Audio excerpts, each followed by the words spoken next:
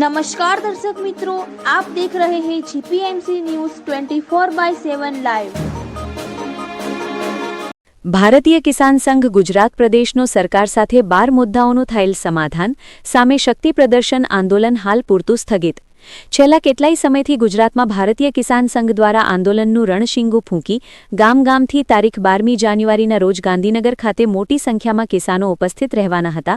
ત્યારે ગઈકાલે ગુજરાતના મુખ્યમંત્રી શ્રી ભૂપેન્દ્ર પટેલ અને મંત્રી શ્રી દ્વારા ભારતીય કિસાન સંઘ સાથે 12 મુદ્દાનું સમાધાન થતા હાલ પૂરતું શક્તિ પ્રદર્શન સ્થગિત રાખેલ છે, જે અંગે પ્રદેશના મહામંત્રી શ્રી આર.કે. પટેલ નિવેદન આપી રહેલ છે। ખાસ મહત્વના મુદ્દામાં વડીલોપાર્જિત જમીનમાં દસ્તાવેજ કરવાનો રહેશે નહીં, જે આડી લીટીના વારસદારોને સ્ટેમ્પ આધારિત કરી દેવામાં આવશે, જેનાથી ખેડૂતોને ખૂબ મોટી સ્ટેમ્પ ફી ભરવામાંથી રાહત મળશે। તો આવો જાણીએ સમગ્ર માહિતી। રિપોર્ટર દિનેશભાઈ પી પટેલ, 4 તાલુકા મંત્રી શ્રી, જીપીએમસી ન્યૂઝ 24/7 લાઈવ દ્વારા। ભારતીય કિસાન સંઘના કાર્યાલય મળી હતી, જેના અનુસંધાને 12/1/2026 ના રોજ ગાંધીનગરની અંદર ચલો ગાંધીનગરના નારા સાથે શક્તિ પ્રદર્શનનો કાર્યક્રમ નિશ્ચિત હતો। ભારતીય કિસાન સંઘ હર હંમેશ રાષ્ટ્રહિત સર્વોપરી માને છે। સંજોગો વસાત જે જગ્યાએ સરદાર પટેલના સાનિધ્યમાં એકત્રિત થવાનું હતું, ત્યાં નજીકમાં મહાત્મા મંદિર ખાતે જર્મનીના વાઇસ ચાન્સલર શ્રી, જર્મનીના ચાન્સલર શ્રી અને દેશના આદરણીય વડાપ્રધાન નરેન્દ્રભાઈ મોદીનો કાર્યક્રમ પણ ત્યાં નિર્ધારિત થયો। ગુજરાતભરથી ભારતીય કિસાન સંઘના આહવાન ઉપર ભારતીય કિસાન સંઘના ઋષિતુલ્ય કાર્યકર્તાઓની તનતોડ મહેનતના આધારે ગુજરાતની અંદર 70,000થી પણ વધુ ખેડૂતો એકત્રિત થવાના હતા। રાજ્યના પોલીસ વડા અને જિલ્લાના પોલીસ વડા ડીઆઈજી સાહેબે ભારતીય કિસાન સંઘનો પણ સંપર્ક કર્યો કે ભાઈ કાયદો અને વ્યવસ્થાની પરિસ્થિતિ ત્યારે અન્ય રાજ્યના વડાઓ આવતા હોય ત્યારે પ્રોટોકોલ અલગ હોતો હોય છે। એના અનુસંધાને વાટાઘાટો થઈ અને એમને પણ કીધું કે આ કાર્યક્રમ જો તમે સ્થગિત રાખો તો કાયદો અને વ્યવસ્થાની પરિસ્થિતિ જળવાઈ રહે। કિસાન સંઘ ચોક્કસ માગણીઓના આધાર પર શક્તિ પ્રદર્શન કરવાનું હતું। એ માગણીઓ પણ સરકારશ્રીના ધ્યાને હતી।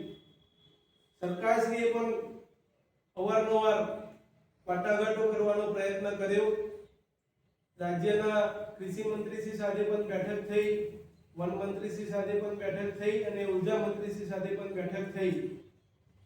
પરિણામ સ્વરૂપે ગઈકાલે પણ અમે જ્યારે સ્તરની મુલાકાતે ગયા ત્યારે સ્થળની ચકાસણી કરતો જ્યારે વડાપ્રધાનશ્રીનો જે રૂટ છે, જર્મનીના વાઇસ ચાન્સલરશ્રીનો રૂટ છે, એ રૂટ પણ એ હતો।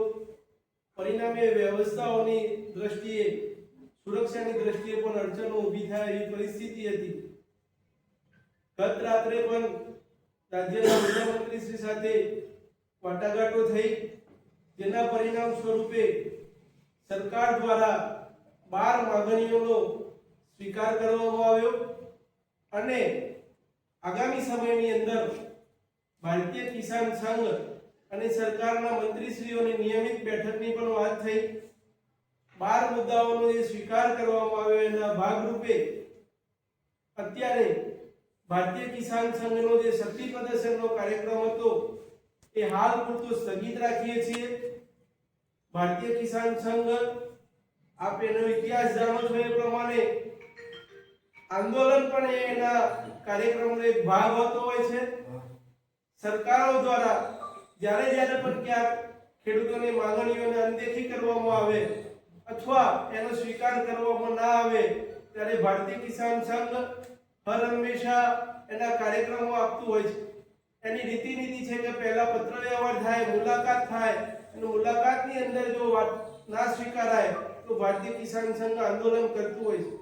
એટલે અત્યારે કાર્યક્રમ મોકૂફ રાખ્યો છે। આવનાર સમયની અંદર ભારતીય કિસાન સંઘ દ્વારા જે કંઈ પણ પ્રશ્નો રજૂ કરવામાં આવ્યા છે એ પ્રશ્નોની અંદર સરકાર દ્વારા હકારાત્મક અભિપ્રાય, હકારાત્મક વલણ દાખવ્યું છે અને આગામી સમયની અંદર સરકાર અને કિસાન સંઘ સાથે બેસીને પ્રશ્નો ઉકેલાશે એવી વાતનો પણ સરકાર દ્વારા રાજ્યના માન્ય મુખ્યમંત્રી શ્રી દ્વારા પણ હકારાત્મક અભિગમ દાખવતા અત્યારે રાજ્યની કાયદો અને વ્યવસ્થાની પરિસ્થિતિ જોતા હાલ પૂરતો ભારતીય કિસાન સંઘે 12 મુદ્દાનો સ્વીકાર કરતા ભારતીય કિસાન સંઘનો શક્તિ પ્રદર્શનનો કાર્યક્રમ મોકૂફ રાખેલો છે।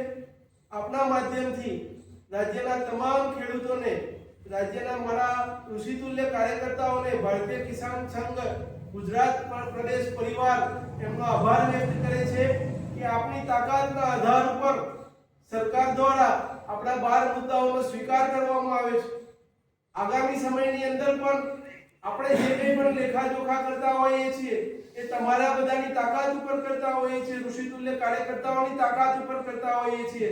તો આગામી સમયની અંદર પણ જો આ રીતે આપણે એકત્રિત રહીશું તો ખેડૂતો માટે કશું જ અશક્ય નથી। એટલે આપણા માધ્યમથી મારા વાલા કાર્યકર્તા બંધુઓ અને ખેડૂત મિત્રોને વિનંતી છે કે જો એક થઈશું તો કાયમ આપણા પ્રશ્નોનો નિકાલ આવશે। એટલે આવનાર સમયની અંદર પણ આપણી જે નિત્ય સિદ્ધ સ્થાયી ચાલતું આપણું સંગઠન છે એની પરંપરાના ભાગરૂપે તમામ કાર્યકર્તાઓ આ રીતે જે રીતે તમે કામે લાગ્યા છો એ જ રીતે કામે લાગતા રહીએ તો આપણી સમસ્યાઓનું ચોક્કસ નિરાકરણ આવશે। કઈ કઈ જે 12 માંગણીઓ છે પૈકીની મુખ્ય માંગણીઓ કઈ કઈ સ્વીકાર કરવાનો દાવો કર્યો?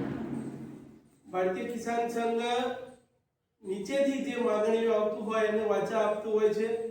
એટલે ગુજરાતની અંદર જે આડી લીટીના વારસદારોને સ્ટેમ્પ ડ્યુટી ભરવી પડતી હતી, કાકા ભત્રીજાની વચ્ચે પણ જ્યારે જમીનોની આપલે થાય એની અંદર, મિલકતોની આપલે થાય એની અંદર સ્ટેમ્પ ડ્યુટીની માત્ર રકમ ભરવી પડતી હતી।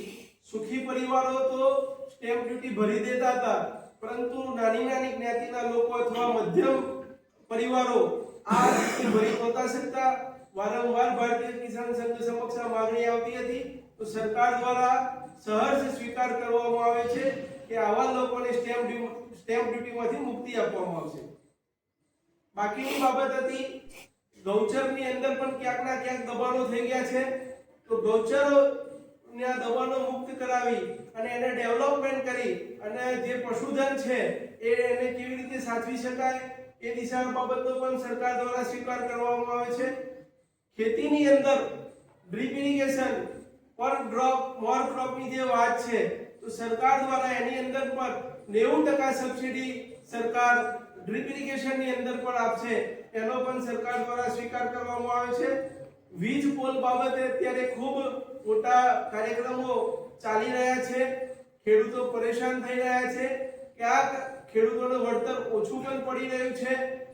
ખેડૂતોને પૂરતું વળતર અપાવવું એ પણ ભારતીય કિસાન સંઘ સમક્ષ માંગણી આવતો ભારતીય કિસાન સંઘે કચ્છ જિલ્લાની અંદર પણ કાર્યક્રમ કર્યો હતો। પરિણામે સરકારને ચોક્કસ કહેવામાં આવ્યું છે કે આ બાબતે ચોક્કસ નીતિ બનાવવામાં આવે અને રાજ્યભરમાં એક જ નીતિ અમલ કરવામાં આવે જેથી ખેડૂતોની અંદર વાલા દવાલાની નીતિ ના થાય અને પરિણામે એક સરખું વળતર મળે। જે તે જગ્યાના જંત્રીના અને વાણિજ્યના ભાવના આધાર પર જે તે જગ્યાની વેલ્યુએશન છે એ વેલ્યુએશનને ધ્યાને રાખતો દરેક ખેડૂતોને એનું વળતર મળે જેથી કરીને ખેડૂતોમાંથી કકડાટ દૂર થાય અને જે તે કામ પણ ઝડપ થાય। તો વીજળીનું પરિવહન પણ ગુજરાતની અંદર બધા લોકોને અને દેશભરની અંદર પણ બધા લોકોને સમયસર મળી રહે તો એ બાબત પણ હતી। રાસાયણિક ખાતરોની અંદર પણ આપણા આગામી સમયમાં તમારા બધાના માધ્યમથી જોયું છે કે ક્યાંક ના ક્યાંક લાઈનો લાગતી હતી તો એની અંદર પણ કેવી રીતે પારદર્શિકતા લાવી શકાય, ખેડૂતોને લાઈનમાં ના ઊભું રહેવું પડે, સમયસર એને ખાતર મળે એ દિશા તરફ પણ માંગણી હતી। જૂનાગઢની અંદર 14 સેટલમેન્ટના ગામો રેવન્યુ ડિપાર્ટમેન્ટની અંદર લેવાની બાબત હતી, એનો પણ સરકાર દ્વારા પોઝિટિવ અમલ કેવી રીતે કરી શકાય એનો પણ સહર્ષ સ્વીકાર કરવામાં આવ્યો છે। અત્યારે ગુજરાતની અંદર કૃષિ કોલેજોની અંદર પણ ક્યાંક તોપની જેમ ફૂટી નીકળેલી કોલેજો જોવા મળતી હોય છે, ક્યાંક આઈસીઆરના નિયમોનું ઉલ્લંઘન કરતી કોલેજો પણ જોવા મળી રહી છે। એના ભાગરૂપે ભારતીય કિસાન સંઘે કૃષિ મંત્રીશ્રીને પણ જે તે વખતે રજૂઆત કરી હતી અને એ રજૂઆતના અમલના ભાગરૂપે સરકાર દ્વારા એ પણ સ્વીકાર કરાવવામાં આવે છે કે બધી જ કોલેજોનું આઈસીઆરના નોર્મ્સ પ્રમાણે પાલન થાય છે કે કેમ, અને જો નથી થતું તો એવી કોલેજો બંધ કરવી અથવા એવી કોલેજના વિદ્યાર્થીઓને આગળ એમએસસી માં એડમિશન નહીં આપવું, એનો પણ રાજ્યના કૃષિ મંત્રીશ્રી દ્વારા સહર્ષ સ્વીકાર કરવામાં આવ્યો છે. તો હવે મોકૂફાત કે રદ શક્તિ પ્રદર્શન?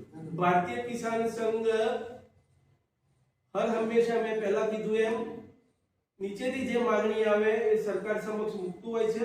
પહેલા અમે લેખિત આપતા હોઈએ છીએ, પછી એના દ્વારા મુલાકાત કરતા હોઈએ છીએ, અને મુલાકાતના અંતે વાટાઘાટો નિષ્ફળ જતી હોય ત્યારે ભારતીય કિસાન સંઘ એના આંદોલનનું સ્વરૂપ આપતું હોય છે. એટલે ક્યારે પણ કિસાન સંઘનું આંદોલન બંધ થતું નથી, સ્થગિત થાય છે. જે કંઈ પણ માંગણીઓનો સરકાર દ્વારા સ્વીકાર થાય એ કિસાન સંઘના કાર્યકર્તાઓ અને નીચેના કાર્યકર્તાઓ જ્યારે એને મંજૂરી આપતા હોય ત્યારે એ કાર્યક્રમ આપણે ત્યાં સ્થગિત કરતા હોઈએ છીએ. એટલે આજે પણ કાર્યક્રમ અમે બંધ કર્યો છે એવું છે જ નહીં. ભારતીય કિસાન સંઘે હાલ પૂરતો આ કાર્યક્રમ સ્થગિત કર્યો છે. આવનાર સમયની અંદર પણ જો ખેડૂતોના પ્રશ્નોને વાચા આપવાનું કામ એ ભારતીય કિસાન સંઘનું કામ છે. ક્યાંક સમાજની અંદર કોઈ મોટો અસંતોષ ઊભો થશે અને જો ભારતીય કિસાન સંઘના ધ્યાને આવશે તો કિસાન સંઘ પુનઃ ચોક્કસ શક્તિ પ્રદર્શનના ભાગરૂપે ગાંધીનગરમાં આવતા અચકાશે નહીં.